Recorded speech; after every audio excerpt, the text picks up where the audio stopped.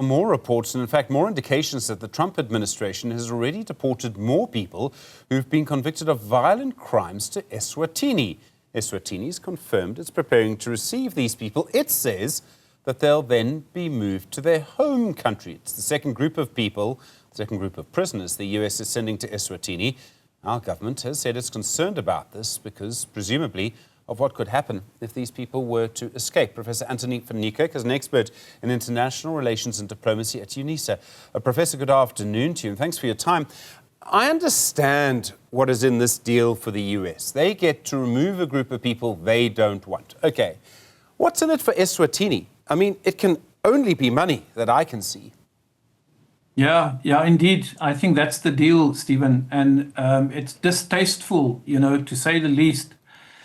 Not only the Americans, but the British are also targeting African countries to receive hardened criminals, not just refugees, and lock them up, presumably under very strict conditions, no human rights to speak of, in exchange for what appears to be a lot of money. For the ruler, the president, the prime minister, or the king.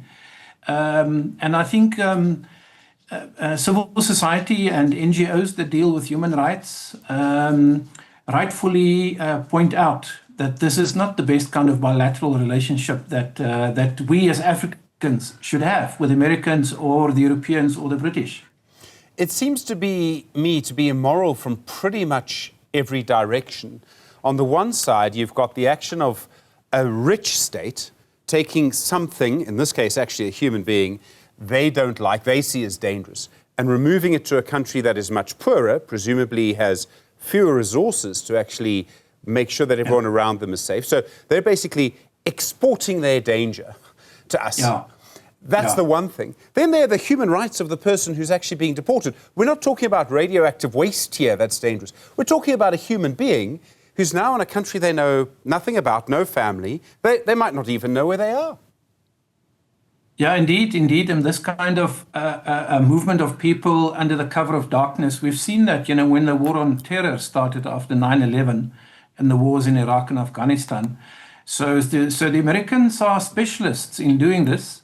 I think what I find quite distasteful is not only strong, rich countries dumping their problems in poor third world countries or in the global south, but the arrogance of some of our leaders to actually accept the deal in exchange for what appears to be a lot of money. I don't see development aid coming into the picture or some kind of a softer trade deal or any kind of arrangement that people will benefit from. So indeed, it's an elite arrangement. And in fact, Stephen, let me also point out that the Americans said to the Kenyans, we'll give you money and then you deploy your police in Haiti, where there's a big royal mess and we're unable to make any progress. And indeed, if you listen to the Kenyans, they received a lot of money. They've deployed their police force to Haiti and they're in trouble. They're not making any progress there.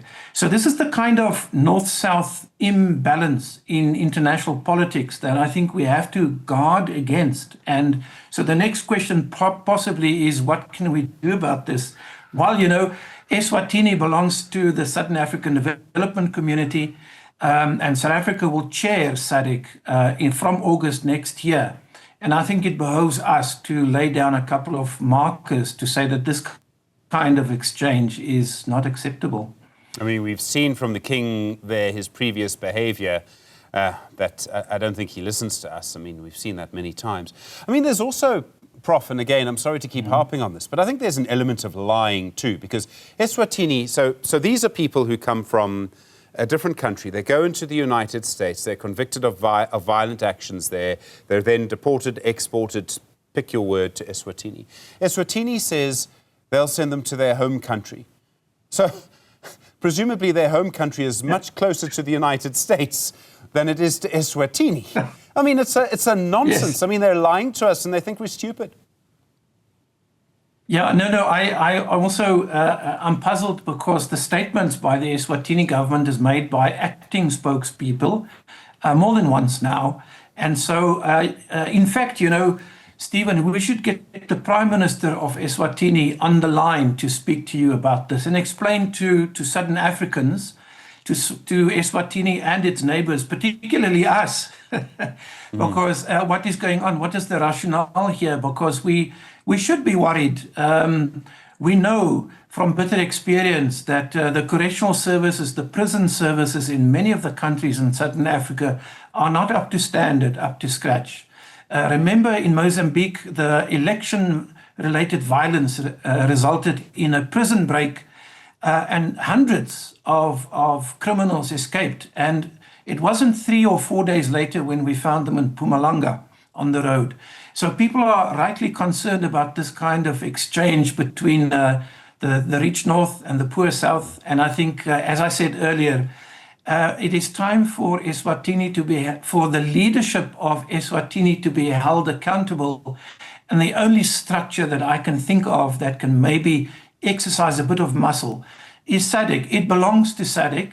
SADC is looking at Eswatini, this question of democracy and development and the role of the leadership. We know from the social media, and it's not a secret, that the king lives in luxury. And that the Eswatini people are mostly poor and unemployed. So there's a bit of accountability that needs to be given there.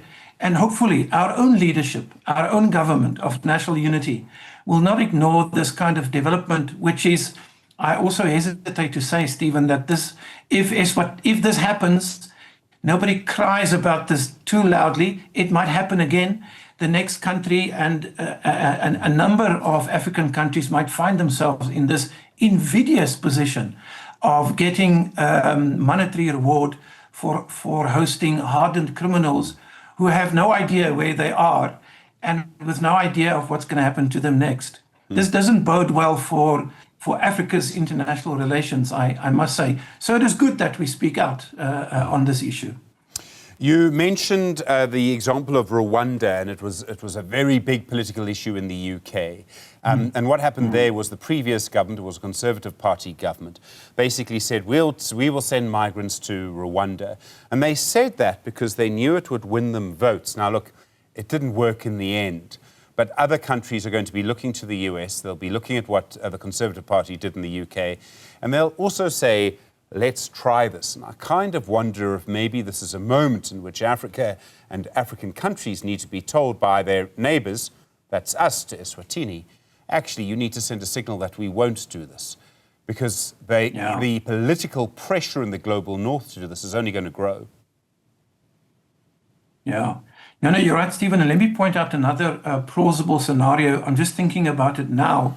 The peace deal between Hamas and Israel and the Americans and the negotiations, one part of that involves Hamas laying down their weapons, and those who do not want to live under this new international arrangement will be told to leave. We might end up seeing Hamas fighters being exported to other countries and to be taken care of by us. And I think that will be a consequence of this kind of behavior that America and the UK has now demonstrated they can pull off because they have the muscle, they have the power. And by the way, I'm also reflecting now, Stephen, on whether the Eswatini leadership, the king was unable to say no because the Americans said, look, there's this trade negotiations going on. And if you don't accept this issue, you might be in deeper trouble in the very near future. If that's the kind of power play, then I think it's very hard for us to resist. And I would even call on the African Union to raise this in their annual summits, to say to the UN and the UN legal system that this is unacceptable behavior. Professor, I really do appreciate the time. So much to talk about on this. Professor Anthoni van Nieuwkerk, an expert on international relations and diplomacy at Unisa. Prof, thank you very much indeed.